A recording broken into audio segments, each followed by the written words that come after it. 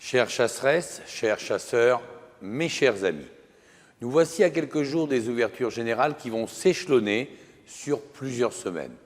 Je tiens à souhaiter à chacun d'entre vous une saison 2024-2025 belle et passionnée. Mais pour que notre passion soit belle et heureuse, il y a une règle fondamentale que vous devez mettre au-dessus de toutes les autres, la sécurité. Toujours la sécurité, rien que la sécurité. Pour vous-même, comme pour vos collègues chasseurs, pour que nous puissions continuer sereinement à partager l'espace public avec tous les autres usagers de la nature, comme c'est déjà le cas. Alors que l'ouverture générale de la saison de chasse n'a pas encore sonné, nous avons déjà à déplorer 2 accidents mortels de chasseurs qui sont une tragédie pour les victimes, leurs proches et l'ensemble du monde de la chasse. Nous avons le devoir d'être irréprochables et d'une extrême fermeté vis-à-vis d'individus qui auraient un comportement inapproprié à la chasse. C'est du bon sens, mes amis.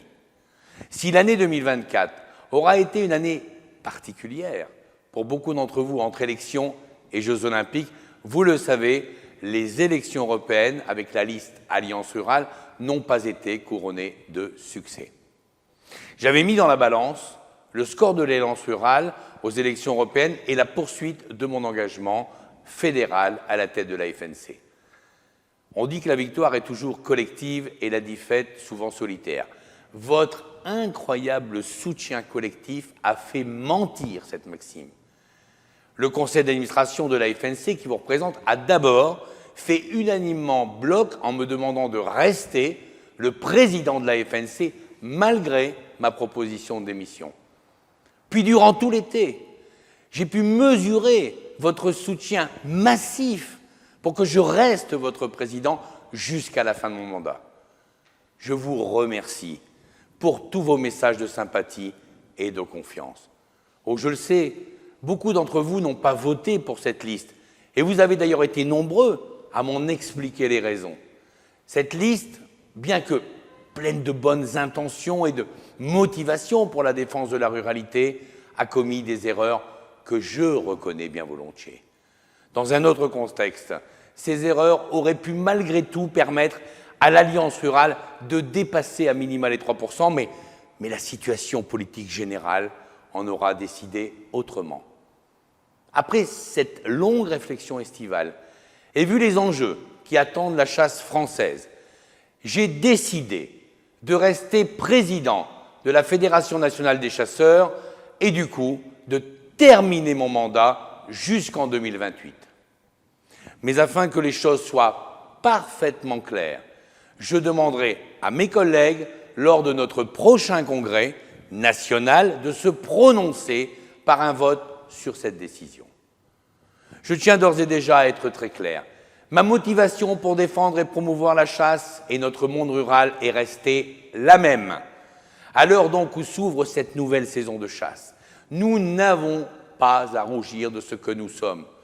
Des citoyens concernés par la sauvegarde de la biodiversité, des citoyens engagés qui donnent de leur temps au service de la nature, des citoyens compétents dans l'équilibre des écosystèmes de notre faune et de notre flore. Mais malgré cette réalité, la chasse, qui est une activité légale, se trouve trop souvent dans une position d'accusé, alors qu'elle n'a jamais cessé de se réformer et de s'inscrire dans une dynamique de progrès, qu'il soit sociétal ou environnemental.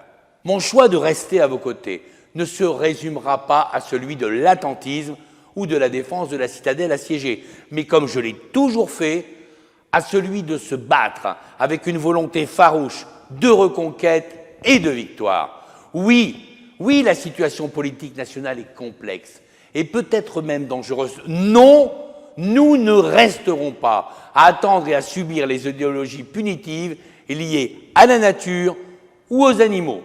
Nous savons que c'est par la science et par la connaissance que la légitimité de la chasse sera consolidée. Le premier réflexe après un prélèvement est de le déclarer sur l'application ChasseAdapt. Déclarez de façon systématique tous vos prélèvements. Il en va de notre avenir collectif, C'est la base pour pouvoir chasser les espèces migratrices comme sédentaires. Nous avons été les premiers à créer un outil fiable et performant. Ne soyons quand même pas les derniers à l'utiliser pour l'avenir de la chasse. Alors, contrairement à toutes les conneries que j'ai pu lire ou entendre, bien sûr que nous ne renonçons pas aux chasses traditionnelles. Elles sont une exception française qui sont directement liées à notre héritage rural et traditionnel. Leur sort actuel est purement scandaleux. Nous sommes sur ce point directement liés, vous le savez, à une Commission européenne qui se fout totalement des êtres humains et de leur mode de vie.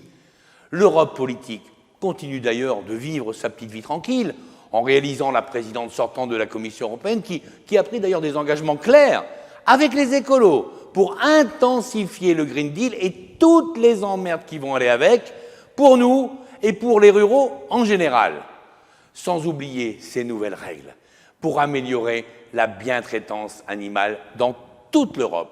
Ces gens, je ne les considère plus comme crédibles en quoi que ce soit, y compris lorsqu'il y a quelques jours, ils nous ont annoncé cette volonté de réduire de façon drastique la liste des espèces migratrices chassables ou celle d'interdire totalement le plomb dans 12 mois. C'est de la folie.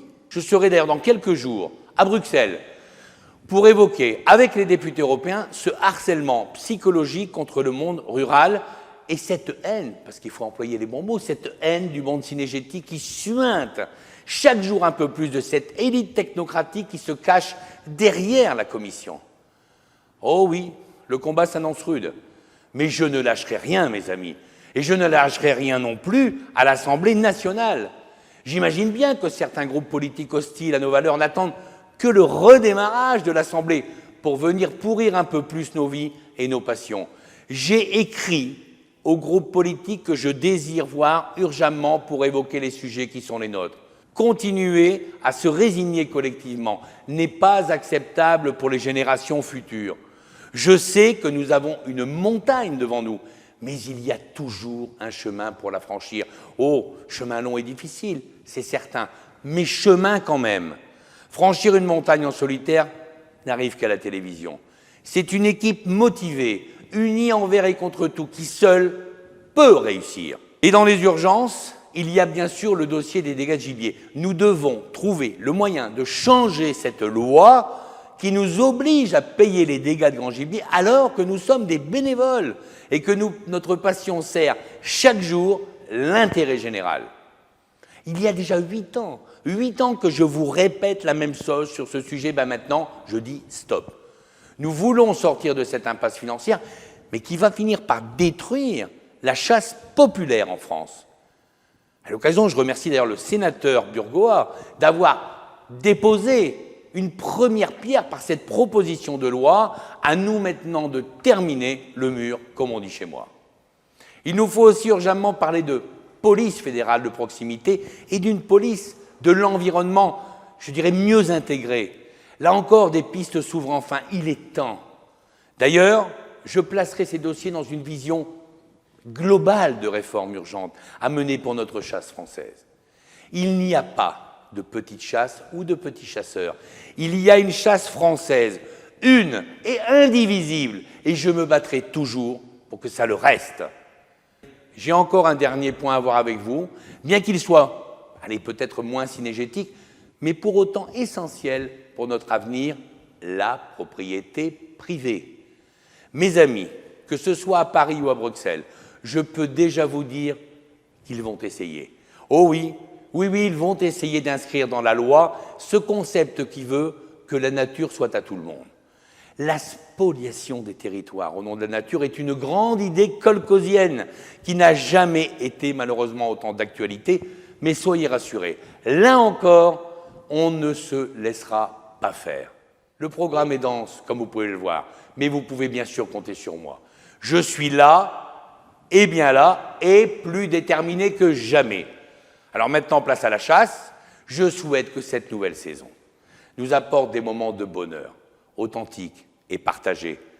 La chasse est une richesse pour tous ceux qui, comme nous, la pratiquent. Elle construit notre identité rurale. Alors mes amis, soyez fiers d'être chasseurs, soyez fiers de votre passion, et à chacun d'expliquer la chasse à tous ceux qui ne la connaissent pas, comme le font d'ailleurs chaque jour nos fédérations auprès de l'opinion publique. Alors avec toute mon amitié en Saint-Hubert, je vous dis vive la chasse et vive la ruralité.